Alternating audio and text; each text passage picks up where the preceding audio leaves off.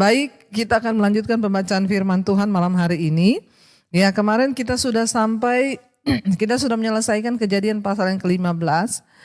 Bagaimana Tuhan berfirman kepada Abram untuk memberikan dia keturunan. Abram berkata, tapi aku sudah tua, nanti kalau aku mati siapa yang akan mewarisi kekayaanku? Pastilah hambaku Eliezer. Tapi Tuhan berkata, bukan. Ya, anakmu lah, anak kandungmu lah yang akan mewarisi semua harta kekayaanmu, kata Tuhan. Sebab Tuhan yang berfirman dan itu pasti akan terjadi. Dan Abraham percaya kepada Tuhan dan hal itu diperhitungkan sebagai satu kebenaran di hadapan Tuhan. Iya, dan sekarang kita akan lanjutkan saudara firman Tuhan sekarang Kejadian pasal yang ke-16 ya. Kejadian pasal yang ke-16 ayat yang pertama. Judul perikopnya Hagar dan Ismail ya. Adapun Sarai istri Abram itu tidak beranak. Ia mempunyai seorang hamba perempuan orang Mesir, Hagar namanya. Ya, berkatalah Sarai kepada Abram, engkau tahu Tuhan tidak memberi aku melahirkan anak. Karena itu ya baiklah hampirilah hambaku itu. Mungkin oleh dialah aku dapat memperoleh seorang anak. Dan Abram mendengarkan perkataan Sarai. Saudara, kalau kita lihat di sini saudara ya, bahwa Sarai itu memiliki seorang hamba yang bernama Hagar. Ini orang Mesir saudara, ya bayangkan. Jadi kalau kita membayangkan, oh itu pembantunya Sarai. Ingat pembantu di Mesir itu ya cantik-cantik saudara, apalagi orang Mesir itu wah. Ya tinggi, putih, hidungnya mancung ya. Dan dia adalah ya pembantunya Sarai ya. Hambanya Sarai. Satu kali Sarai berkata kepada suaminya Abram. Dia bilang ya engkau tahu ya Tuhan tidak memberi aku melahirkan anak. Karena itu baiklah hampiri hambaku itu, mungkin oleh dialah aku dapat memperoleh seorang anak. Dan Abram mendengarkan perkataan Sarai. Saya itu sempat berpikir ya, kenapa Abram tidak menentang atau enggak protes ya? Mungkin karena ya memang Abram seorang laki-laki saudara. Bayangkan kalau ada seorang laki-laki disuruh menghampiri ya dikasih izin sama istrinya untuk meniduri perempuan ya, apalagi yang cantik ya. Tanpa satu kata pun ya terlontar dari mulut Abram, itu Abram langsung mengiyakan saudara. Ya namanya juga laki-laki, ini dikasih izin saudara.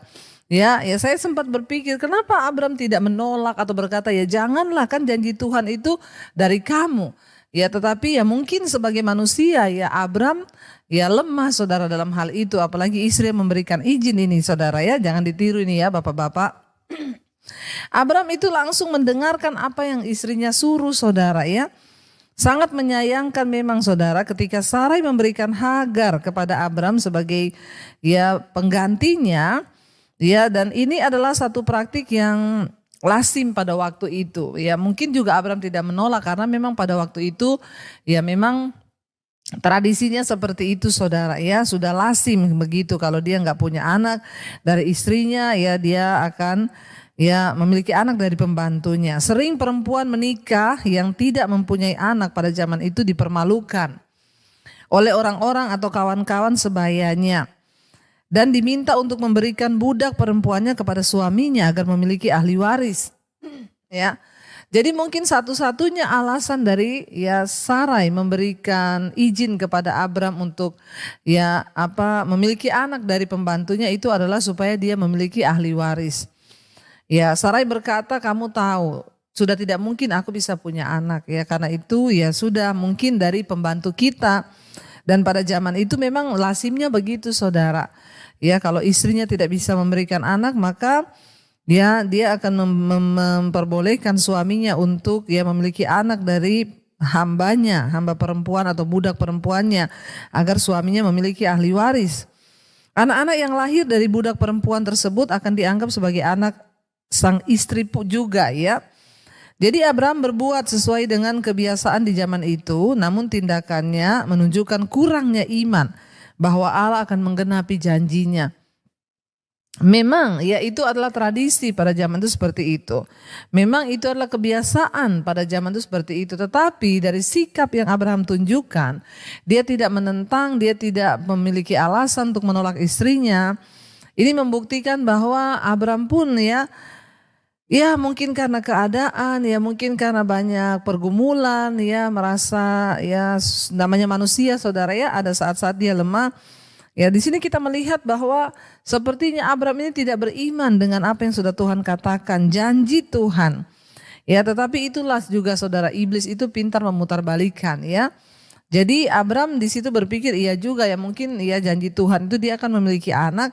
Ya kan yang penting anaknya Abram sebagai ahli waris, entah itu dari pembantunya atau siapapun, yang penting dia memiliki anak. Tetapi ternyata ini adalah sebuah kesalahan besar yang sudah dilakukan oleh Abram saudara, karena mendengarkan nasihat istrinya. Makanya juga istri-istri, ya kita ini sebagai istri harus ya banyak berdoa, banyak baca Alkitab agar kita juga bisa memberikan nasihat kepada suami kita sesuai dengan firman Tuhan. Ya tidak ngawur berpikir dengan logika bahwa kita udah gak bisa punya anak, ya sudah suruhlah ya. Hati-hati ibu-ibu ya, kita harus menjadi penolong bagi suami kita yang memberikan arahan nasihat sesuai firman sehingga tidak terjadi kesalahan. Dan akhirnya saudara ya Sarai ya ayat 3, jadi Sarai istri Abram itu mengambil Hagar hambanya orang Mesir itu, yakni ketika Abram telah 10 tahun tinggal di tanah Kanaan, lalu memberikannya kepada Abram suaminya untuk menjadi istrinya. Ya, jadi Sarai sengaja mengambil ya budaknya Hagar sebagai istri kedua bagi suaminya Abram agar dia bisa punya anak dan punya ahli waris. Ayat yang keempat, Abram mengampiri Hagar lalu mengandunglah perempuan itu. Ketika Hagar tahu bahwa ia mengandung, maka ya ia memandang rendah akan nyonyanya itu. Nah, kesal di sini terjadi saudara. Padahal Hagar ini yang memberikan izin dia menikah dengan Abram itu adalah Sarai. Tapi ketika dia sudah punya anak ya, dia mulai memandang rendah kepada Sarai. Kesombongan timbul. Dia lupa bahwa Sarai lah memberikan dia izin untuk menikah dengan suaminya Abram. Tapi ketika dia hamil, dia mulai memandang rendah nyonyanya, yaitu Sarai saudara. Ayat 5. Lalu berkatalah Sarai kepada Abram, penghinaan yang kuderita ini adalah tanggung jawabmu. Akulah yang memberikan hambaku ke pangkuanmu. Tetapi baru saja ia tahu bahwa ia mengandung, ia memandang rendah akan aku. Tuhan kiranya yang menjadi hakim antara aku dan engkau. Ya akhirnya terjadi perkelahian saudara. Kenapa? Gara-gara Sarai mencoba menyelesaikan persoalannya sendiri dengan memberikan Hagar kepada Abram. Ya jangan pernah mencari jalan sendiri. Jangan pernah berpikir dengan kekuatan pikiran kita sendiri. Oh pasti dengan cara begini ya suamiku akan punya anak. Ya saudara, kita perlu duduk di kaki Tuhan dan bertanya. Merendahkan diri, jangan coba-coba menyelesaikan persoalan kita sendiri. Apalagi menolong Tuhan. Seperti Abram, ia mengalami kesulitan mempercayai janji Allah yang jelas khusus ditujukan bagi Abram dan Sarai. Ya dari kurangnya iman tersebut muncullah serangkaian masalah. Akhirnya gara-gara salah jalan, salah ambil keputusan, gara-gara kurang beriman, tidak percaya. Lalu mulai melakukan hal-hal yang ya di luar ya firman Tuhan. Akhirnya dia menyuruh saudara Abram untuk menikahi hambanya ya, dan segala sesuatu yang bukan jalan Tuhan itu akan banyak membawa masalah dalam hidup kita. Ya, dan ingat upah dosa itu harus kita bayar saudara. Walaupun dosanya sudah diampuni tapi upahnya harus masih tetap ada, seringkali kita bayar ya. Kayak kisah ini. Serangkaian peristiwa akhirnya muncul ya. Tanpa terkecuali terjadi saudara, ketika kita mengambil alih bagian Allah dalam hidup kita. Tuhan sudah berjanji bahwa Tuhan akan memberikan dia anak ya saudara, tapi ya itulah ketidakpercayaan kepada janji Tuhan itu yang membuat manusia akhirnya bertindak sendiri dengan kekuatannya. Ya, dan akhirnya berusaha membuat janji Tuhan itu terlaksana melalui cara-cara dan usaha-usahanya sendiri. Bahkan yang tidak berkenan, yang tidak sejalan dengan petunjuk-petunjuk firman Tuhan. Sangat berbahaya saudara ya. Dalam hal ini ya, waktu merupakan ujian terbesar bagi kesediaan Abram dan Sarai untuk membiarkan Tuhan bekerja dalam kehidupan mereka. Seringkali pun apa yang membuat manusia ceroboh dan mengambil jalan pintas serta ya dengan pemikirannya sendiri melakukan banyak hal itu karena menunggu terlalu lama. Aduh, rasanya kok masalah saya ini nggak dijawab-jawab ya. Ya udahlah, mungkin ya Tuhan izinkan kali kita utang kali ya. Harus berhutang di bank kali supaya ada jalan keluar. Ya kita tidak mampu menunggu waktu Tuhan. Ya seringkali kita pengen yang cepat, kita pengen yang instan. Akhirnya ya kita mengambil pilihan yang salah dalam hidup kita yang harganya harus dibayar seumur hidup, saudara. Karena tidak percaya, karena terburu-buru, ya tidak mau menunggu waktu Tuhan, akhirnya mengambil jalan pintas dan mengambil bagian Allah. Ya, dan akhirnya semua rencana Tuhan, saudara, ya tetap terjadi, tetapi ya ada sedikit kekacauan sehingga harga yang dibayar itu terlalu mahal. Kita lihat nanti, saudara. Kadang-kadang kita juga ya melakukan hal yang sama. Ketika menunggu terlalu lama, ya saudara, bila kita meminta suatu hal kepada Tuhan, ya kita harus menunggu. Ya, jangan tergoda untuk mengambil alih ya bagian Tuhan. Jangan tergoda untuk mengambil alih masalah dan persoalan kita. Dan kita berusaha untuk menyelesaikannya sendiri sehingga akhirnya kita ini mencampuri ya rencana Tuhan. Bahkan ya kita ini akhirnya ya hampir saja gagal rencana Tuhan atas kehidupan Abram gara-gara ketidaktaatan mereka. Bukan Tuhan yang gagal, tapi dia sendirilah yang membuat kesalahan itu. Akhirnya Sarah berkata kepada Abram, ya penghinaan yang kuderita ini, ayat 5, adalah tanggung jawabmu. Akulah yang memberikan hambaku ke pangkuanmu. Tetapi baru saja ia tahu bahwa ia mengandung, ia sudah memandang rendah akan aku. Tuhan kiranya akan menjadi hakim antara aku dan engkau. Perhatikan, saudara. Ya, Sarah itu sudah mengatur semuanya dengan caranya sendiri agar Hagar mempunyai anak dari Abram. Ya, namun belakangan ia juga yang menyalahkan Abram, ya, karena akibat yang dia dapat, saudara. Seringkali lebih mudah bagi kita untuk bertindak gegabah ketika kita frustasi, ya, menunggu janji Tuhan yang tidak kunjung datang. Lalu dengan gampangnya akhirnya menuduh orang lain yang bersalah. Ya, Sarai sudah bertindak dengan kemauannya sendiri. Ya, dan yang salah adalah Abram mau saja, saudara. Dan akhirnya Sarai akhirnya menuntut kepada Abram, ya apa yang terjadi? Ya lihat, saudara, sesuatu yang tidak berjalan sesuai dengan rencana Tuhan pasti membawa kekacauan dalam hidup manusia. Dengan mudahnya akhirnya, saudara, Sarai menyalahkan Abraham. Ini tanggung jawabmu, ya. Kenapa sekarang ya Hagar itu bersikap seperti itu? Tuhan yang akan menjadi hakim antara aku dan engkau. Ya coba kalau dulu dia mengingatkan Abram untuk tetap setia sebagai istri. Kita harus mendukung suami, sabar, kita tunggu janji Tuhan. Jangan terburu-buru ambil keputusan bisnis, ambil keputusan ini. Jangan terburu-buru. Duduk di kaki Tuhan, suami istri gandeng tangan berdoa, ya.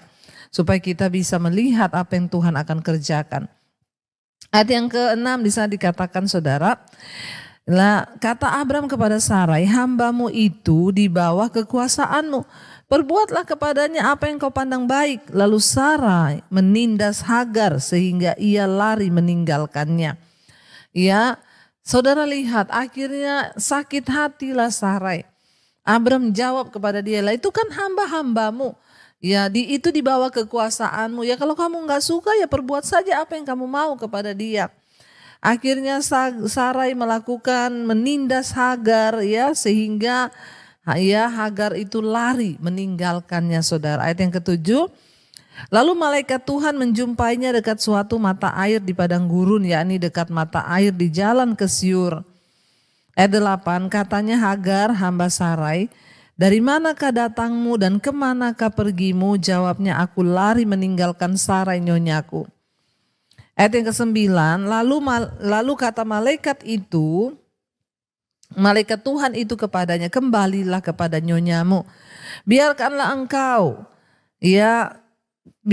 engkau ditindas di bawah kekuasaannya. Ayat 10, Lagi kata malaikat Tuhan itu kepadanya, aku akan membuat sangat banyak keturunanmu sehingga tidak dapat dihitung karena banyaknya. Ayat yang ke-11, selanjutnya kata malaikat Tuhan itu kepadanya, engkau akan mengandung dan akan melahirkan seorang anak laki-laki dan akan menamainya Ismail. Sebab Tuhan telah mendengar tentang penindasan atasmu itu. Jadi perhatikan saudara, sekalipun ya Hagar itu sudah melakukan kesalahan, tetapi dia hanya hamba yang tidak berdaya sebenarnya. Dia hamba ya, zaman itu budak itu tidak berhak dan tidak boleh membantah tuannya. Ketika Sarai nyonyanya, tuannya yang menyuruhnya dia untuk ya menjadi istri kedua suaminya yaitu Abram, ya dia harus taat dan patuh. Tapi ketika akhirnya Sarai menindas dia lalu dia lari dari rumah, Tuhan menampakkan diri. Kalau kita pikirkan sebenarnya ya ini apa ya, kita berpikir mungkin dia orang yang tidak baik. Sebenarnya Hagar ini baik saudara. Karena dia termasuk hamba yang hanya taat melakukan tugas disuruh oleh nyonyahnya. Ya, jadi dia tidak punya pilihan. Makanya dia lari saudara, tapi malaikat Tuhan menampakkan diri, Tuhan membela dia saudara. Tuhan melihat air matanya, Tuhan melihat kesedihannya dalam keadaan hamil, dia harus pergi dari rumah karena ditindas oleh Sarai. Tuhan berkata kamu harus kembali ya kepada nyonyahmu, ya biarkanlah engkau ditindas di bawah kekuasaannya. Ya Tuhan bilang sabar saja tapi kembali. Karena engkau akan melahirkan anak dan keturunanmu akan menjadi sangat banyak Tuhan bilang. Ya dan aku memperhatikan ya. Dan Tuhan berkata di sana sebab Tuhan telah mendengar tentang penindasan atasmu itu. Jadi malaikat Tuhan dikirim untuk berbicara kepada Hagar. Karena dia hanyalah hamba, bukan salah Hagar. Ini semua adalah kesalahan Sarai sebagai istri dan juga Abram yang tidak ya percaya kepada janji Tuhan. 13 seorang laki-laki yang lakunya seperti keledai liar. Demikianlah nanti anak itu tangannya akan melawan tiap-tiap orang dan tangan tiap-tiap orang akan melawan dia. Dan di tempat kediamannya ia akan menentang semua saudaranya. Perhatikan saudara. Tuhan sudah berfirman lewat malaikat, Ismail akan lahir menjadi orang yang kasar. Lihat ketika anak itu dibesarkan di dalam kepahitan, ya di dalam sengsara penindasan karena Hagar hamil dengan sakit hati. Anaknya itu pun di dalam kandungan bertumbuh menjadi anak yang kasar. Anak yang memberontak sehingga malaikat itu berkata anakmu itu akan lahir. Laki-laki yang perilakunya seperti keledai liar. Bayangkan saudara ya, makanya ibu-ibu yang lagi hamil ya, engkau harus tahu ya bahwa engkau harus memiliki damai sejahtera. Ya bagaimana keadaanmu waktu hamil akan menentukan karakter anakmu kelak. Kalau ibu itu hamil stres terus saudara, ya maka dia akan melahirkan karena itu sudah terbawa dalam spirit ketika anak itu sejak dalam kandungan. Perasaan ibunya, ya apa yang ibunya alami itu akan turun kepada anaknya. Ya makanya banyak ibu-ibu yang ketika hamil stres anaknya terlahir dengan kelainan jantung. Ya dan dokter berkata biasanya anak-anak yang terlahir dengan kelainan jantung itu karena ibunya semasa hamil itu banyak tertekan. Ya dan ini kita lihat saudara Alkitab sendiri yang menulis karena Hagar itu ketika hamil penuh dengan sakit hati, kepahitan, tertekan karena ya dia mengalami penindasan dari Sarai saudara. Malaikat Tuhan berfirman bahwa engkau akan melahirkan anak yang seperti keledai liar, anak laki-laki itu. Ya demikianlah nanti anak ini tangannya akan melawan tiap-tiap orang. Bayangkan saudara, tangannya itu tiap ketemu orang maunya melawan. Ya dan di tempat kediamannya ia akan menentang semua saudaranya, pemberontak sekali. Ayat 13 kemudian Hagar menamakan Tuhan yang telah berfirman kepadanya itu dengan sebutan ya El Roy, ya, sebab katanya, bukankah di sini kulihat dia yang telah melihat aku. Ya, Hagar menamakan Tuhan yang telah berfirman kepadanya itu dengan sebutan El Roy, engkaulah El Roy. Sebab katanya, bukankah di sini kulihat dia yang telah melihat aku. Ayat 14, sebab itu sumur tadi disebutkan orang sumur Lahai Roy, letaknya di antara Kades dan Beret. Ayat 15, lalu Hagar melahirkan seorang anak laki-laki bagi Abram, dan Abram menamai anak yang dilahirkan Hagar itu Ismail. 16, Abram berumur 86 tahun ketika Hagar melahirkan Ismail baginya. Perhatikan saudara, Hagar melarikan diri dari nyonyanya, ya, dan dari masalahnya. Kemudian malaikat Tuhan itu datang dan menjumpai dia, Sarah, ya. Dan kita melihat di sini ada satu nasihat, ya. Yang pertama, ya, malaikat itu menasihati dia agar kembali hadapi Sarah sebagai sumber masalah dan sumber tekanannya. Enggak apa-apa kamu ditindas olehnya, hadapi saja. Yang kedua, ya, tunduk kepadanya, ya, kata malaikat itu. Hagar perlu memperbaiki sikapnya terhadap Sarai, ya, tak peduli bagaimanapun sikapnya selama ini dapat dibenarkan, namun ya ketika lari dari masalah, ya, maka tidak mungkin masalah itu bisa terselesai kecuali kita hadapi. Adalah bijaksana untuk kembali kepada masalah kita, hadapi satu-satu, jangan lari dari masalah, saudara, ya, seperti yang dilakukan oleh Hagar. Ya, dan akhirnya dia pun menerima janji pertolongan Allah ketika dia memperbaiki sikapnya kembali. Ya, dia mengalami janji pertolongan Tuhan dan bertindak sebagaimana seharusnya.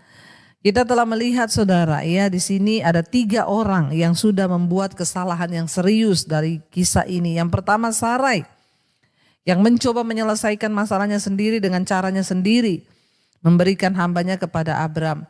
Yang kedua itu adalah Abram yang berjalan tidak sesuai dengan rencana Tuhan, ya, dan mau akhirnya mengambil, ya, pembantu istrinya. Dia berpikir dengan cara itu mungkin dia bisa membantu Tuhan untuk memberi dia keturunan dan ahli waris. Yang ketiga adalah Hagar, ya, yang melarikan diri dari masalah, ya. Sebagaimanapun, ya, situasi yang kacau, ya, namun Allah menunjukkan kemampuannya untuk terus bekerja dalam segala sesuatu mendatangkan kebaikan, saudara.